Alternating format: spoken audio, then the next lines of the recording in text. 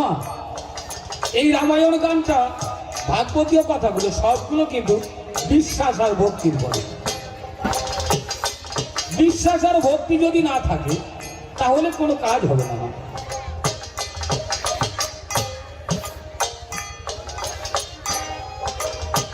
দয়াময় ভক্তকে উদ্ধার করবার জন্য কত কষ্ট করে বাবা, তার একটা প্রমাণ শুনে। ওমা, আপনারা পাটনি চেনেন?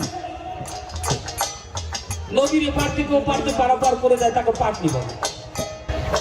উত্তরপ্রদেশের একটা ঘটনা একটু বলি। উত্তরপ্রদেশের এক পাটনি অতীব দিন দরিদ্র ছিল বলে। তো যেদিনটা আয় করতো ওই দিনটা সব ফুরিয়ে যেত, উদ্বত্তর কিছু থাকতো না বলে। ওই একটা ছেলে একটা মেয়ে, তো মেয়েটা বিয়ের উপযুক্ত হয়েছে। বাড়ির থেকে কিছু দূরে ছিল মহাজনের বাড়ি, টাকা পয়সা সুদে লাগাতে। আপনি যদি বলবেন যে বাবা আমাকে কিছু টাকা ধার দাও, দিত না, সুদে নিতে হবে। একদিন নিল তার সুদ দিতে হবে। তো মহাজনকে ডাক দিয়ে বলছে, বাবু আমার কিছু টাকার দরকার। তা টাকা কি করবি? মেয়েটার বিয়ে দিতে হবে। কত টাকার দরকার? 20,000 টাকা। তো 20,000 টাকা নিবি, মাসে মাসে তো সুদ দিতে হবে। তা বলছে, বাবু আমি তো মাসে মাসে সুদ দিতে পারবো না, তবে বছরের শেষে সুদ সব আসল টাকা আমি ফেরত দিয়ে যাবো। ঠিক আছে তাই দিস, মেয়ের বিয়ে দিবি যখন তাই দিস।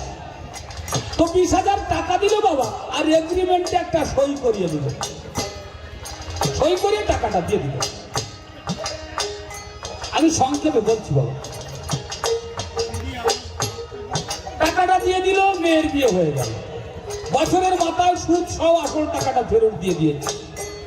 কিন্তু ওই দিন আর ওই এগ্রিমেন্টে সই করালো না, ওখানে টাকাটাও তুললো না। মূল খাতায় টাকাটা তুলে নিয়েছে, ওখানটা ফাঁকা। এই মহাজন মনে মনে ভাবছে ওই পাটনিকে আরো ঠকাতে হবে।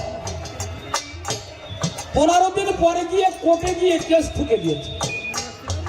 ওই পাটনি আমার কাছ থেকে টাকা নিয়েছে, টাকাটা শোধ করে না। যথারীতি পুলিশ এসে ধরে নিয়ে গেছে। পুলিশ যখন ধরে নিয়ে গেছে, যখন কোর্ট উঠেছে বাবা, তো এক পাশে পাটনি দাঁড়িয়ে, এক পাশে মহাজন দাঁড়িয়ে। তো জজবাবু তাকিয়ে তাকিয়ে দেখছে, পাটনির দিকে তাকিয়ে ভাবছে এ মুখ তো ঠকানোর মুখ নয়, তবে মনে হয় মহাজন পাটনিকে ঠকাচ্ছে। বাবা কোর্টে প্রমাণ ছাড়া তো কিছু হয় না, প্রমাণ ছাড়া কোর্টে কিছু হয় না। তো পাটনির দিকে তাকিয়ে ডাক দিয়ে বলছে, বাবা টাকাটা তুমি দাওনি? হাত জোড় করে ডাক দিয়ে বলছে, ধর্ম অবতার টাকাটা আমি দিয়েছি। তা টাকাটা দিয়েছো, এগ্রিমেন্টে সই করোনি কেন? আর টাকাটা যে সবাই দিয়েছিলে সাক্ষী স্বরূপ সেখানে কি কেউ ছিল? তাহলে হ্যাঁ ধর্ম অবতার ছিল। কে? আমার রাম সেখানে উপস্থিত ছিল। আমি যখন টাকাটা দিয়েছিলাম তখন আমার রাম সেখানে উপস্থিত ছিল। ওই দিনকার মতো কোর্ট মুলতবি ঘোষণা করা হলো। আবার 15 দিন পরে গিয়ে কোর্ট উঠবে। পেশকারকে ডাক দিয়ে বলছে, তুমি দেখো তো এই রামলোকটাকে যদি কোর্টে হাজির করানো যায় তাহলেই পাটনিকে বাঁচানো যাবে, নতুবা বাঁচানো যাবে না। পেশকার পিয়ন দিয়ে নোটিশ করে দিল না। পিয়ন নোটিশ নিয়ে গ্রামে ঘুরে বেড়াচ্ছে। যার কাছে গিয়ে ডাক দিয়ে বলে, বাবা এখানে রাম নাম করে কেউ থাকে না? বাবু এখানে রাম নাম করে কেউ থাকে না, তবে রামের একটা মন্দির আছে। এখানে রাম নাম করে কেউ থাকে না, তবে রামের একটা মন্দির আছে। এইভাবে আজ অবধি চলে পাচ্ছে না বাবু। তো মন্দিরের পাড় দিয়ে যাচ্ছে, মন্দিরের পূজারী ব্রাহ্মণ, উনি রাম নামের মালা জপ করছেন। জয় রাম জয় রাম জয় রাম, মালা জপেই যাচ্ছে। জীবন মনে মনে চিন্তা করলেন এর কাছে নোটিশটা ধরিয়ে দিতে হবে। পূজারী ব্রাহ্মণকে ডাক দিয়ে বলছে, এখানে একটা সই করুন। রাম নামে মন্দিরের নামে একটা সই করে দিন। আর ওনার নাম তো রাম, তাই রাম নামে মন্দিরের নামে একটা সই করে, রামের নামে সই হয়ে গেল।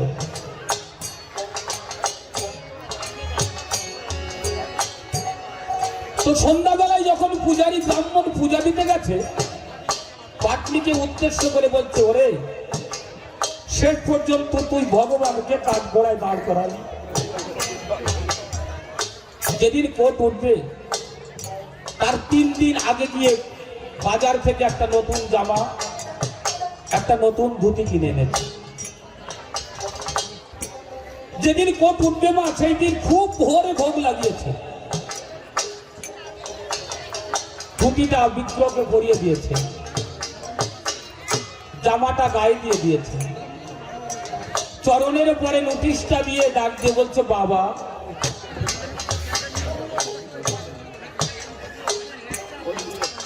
আজকে তোমার কোর্টের দিন, বাবা আজকে তোমার কোর্টের দিন, তোমাকে কোর্টে যেতে হবে বাবা। তোমার ভক্তকে রক্ষা করতে হলে তোমাকে কোর্টে যেতে হবে।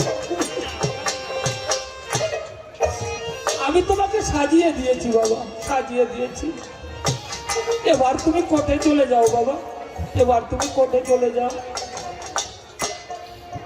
বাবা যখন সাক্ষীকে ডাক দেয় তখন 3 বার ডাক দেয় না? সাক্ষী হাজির হোক, সাক্ষী হাজির হোক, 3 বার ডাক দেয় বাবা। 2 বার ডাক দিয়ে যখন 3 বার ডাক দিয়েছে, এক বৃদ্ধ লাঠি ভর দিয়েছে, ডাক দিয়ে বলছে, আমি সাক্ষী। আপনি সাক্ষী? তাহলে হ্যাঁ বাবা আমি সাক্ষী। যান কাঠগড়ায়। কাঠগড়ায় গিয়ে দাঁড়িয়েছে। জজবাবু মনে মনে ভাবছে, কত সাক্ষী আমার কোর্টে এলো আর গেল, কিন্তু এমনি ভাবে আমার কোর্টটা তো উজ্জ্বল দেখায় না। এত উজ্জ্বল দেখাচ্ছে কেন? বাবা প্রভু যাকে ধরা দেয় সেই ছাড়া তো ধরতে পারে না। আপনি সাক্ষী? না আমি সাক্ষী। আপনার নাম? আমার নাম রাম। তো পাটনি যখন টাকাটা দিয়েছিল আপনি কি সেখানে উপস্থিত ছিলেন? তাহলে হ্যাঁ ধর্ম অবতার আমি উপস্থিত ছিলাম। পাটনি টাকাটা দিয়েছে? তাহলে হ্যাঁ দিয়েছে। তাই এগ্রিমেন্টে সই করিনি কেন? বলছে ওই মহাজন পাটনিকে ঠকাবে বলে এগ্রিমেন্টে সই করিনি, করাইনি। মূল খাতায় টাকাটা তুলে নিয়েছে। আপনার লোক দিয়ে ফেরেশতার থেকে খাতাটা আনান, দেখবেন ওখানে টাকাটা তুলে নিয়েছে। যথারীতি লোক পাঠিয়ে মহাজনের ফেরেশতার থেকে খাতাটা আনানো হলো, যাকে সেখানে টাকাটা তুলে নিয়েছে। মহাজনের সাজা হয়ে গেল বাবা। সাক্ষীকে ডাকতে বললেন, এবার আপনি ডাকতে পারেন।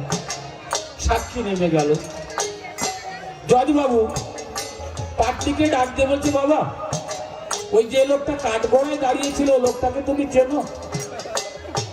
হাত দুখানা জোর করে চোখের জল ছেড়ে দিয়ে ডাক দিয়ে বলছে, ধর্ম অবতার আমি ওই লোকটাকে জীবনে কোনো দিন দেখিনি। ওই লোকটাকে আমি জীবনে কোনোদিন দেখিনি।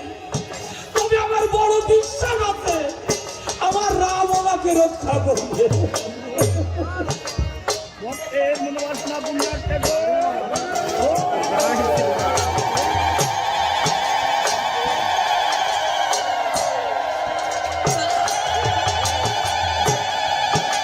আমার মনের বিশ্বাস আমার রাম আমাকে রক্ষা করবে। পিয়নকে ডাক দিয়ে বলছে, তুমি কি ওই লোকটার কাছে নোটিশ দিয়ে এসেছিলে?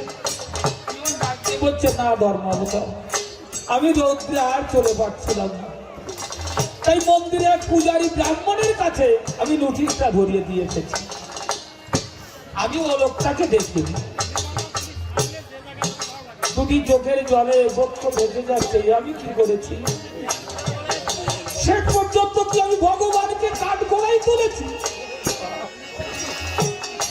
নয়নের জলে ভেসে ভেসে বাড়িতে এসে স্ত্রীকে ডাক দিয়ে বলছে, শুনেছ আজ না আমার মন বলছে আমি মস্ত বড় একটা ভুল করে এসেছি। কি? আমার মন বলছে আমি বুঝি ভগবানকে কাঠগড়ায় তুলেছি।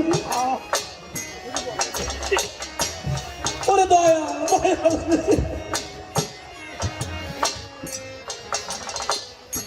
চোখের জলে ভেসে ভেসে ঘুমিয়ে পড়েছে মা। শেষ রাত্রে তো স্বপ্ন দেখছে, আরে জজ বাবু আমি তোর কোর্টে গিয়েছিলাম, আমার ভক্তকে রক্ষা করবার জন্য আমি তোর কোর্টে গিয়েছিলাম। ওরে দয়াল আমার, চোখের জলে ভেসে ভেসে ঘুম থেকে জেগে উঠেছে, সকালে স্নান করে গিয়ে রিজাইন লেটার জমা দিয়ে দিয়েছে, আমি আর জজগিরি করবো না। সেখান থেকে সুদূর বৃন্দাবনে চলে যায়। তো বৃন্দাবনের ভক্তবৃন্দ ডাক দিয়ে বলছে, বাবু আপনি জজের চাকরি ছেড়ে দিয়ে এই বৃন্দাবনে কেন আসলেন? চোখের জলে ভেসে ডাক দিয়ে বলছে, বাবা রে, এই জগতে যে সকলের দাসত্ব করে বেড়ায় আমি তার চরণে দাস হওয়ার জন্য এসেছি রে বাবা। আমি তার চরণে দাস হওয়ার জন্য বৃন্দাবন।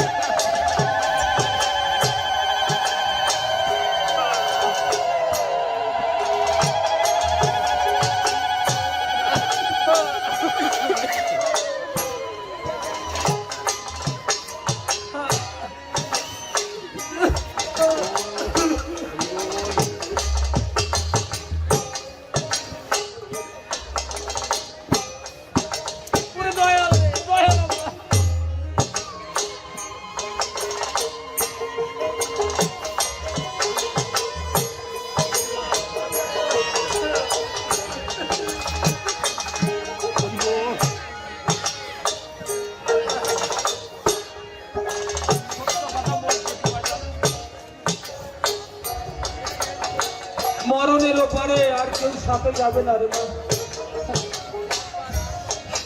মরণের ওপারে কেউ সাথে যাবে না।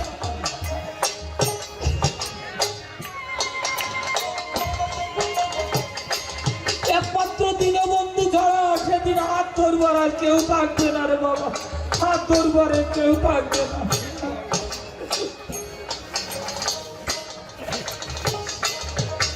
আমি যখন সের বিদায় দিয়ে চলে যাব, দয়াল আমার দয়াল,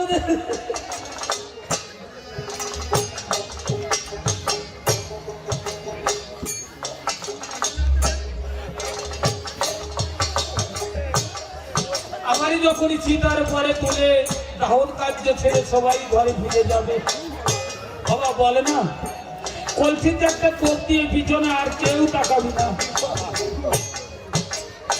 ওই কলসিতে কোপ দিয়ে সেই ঘরে ফিরে যাবে রে বাবা। সেদিন আমার একা একাই চলছে, বড় কষ্ট হবে রে বাবা, বড় কষ্ট হবে।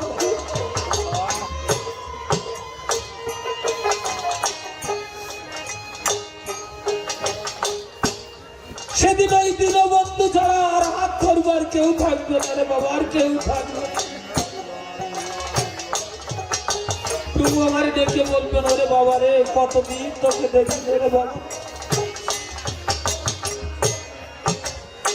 সত্যি কথা বলতে কি জানেন মা, আমি এই রামায়ণ গান গেয়ে বেড়াই, সাধু সঙ্গ করে বেড়াই, একদিনও মনের মতো প্রভুকে ডাকতে পারিনি।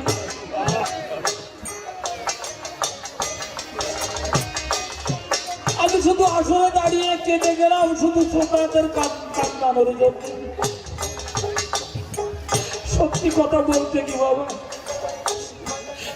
আমি তার দিকে লক্ষ্য রেখে দুবার চোখের জল কোনোদিন ফেলতে পারি। আপনারা একটু জান বলে আমাকে আশীর্বাদ করবেন। আমার জীবনের বাকি যে কয়টা দিন সময় আছে, আমি যেন প্রভুর নামে দুবার চোখের জল ফেলতে পারি বাবা, আমাকে এই আশীর্বাদটুকু করবেন।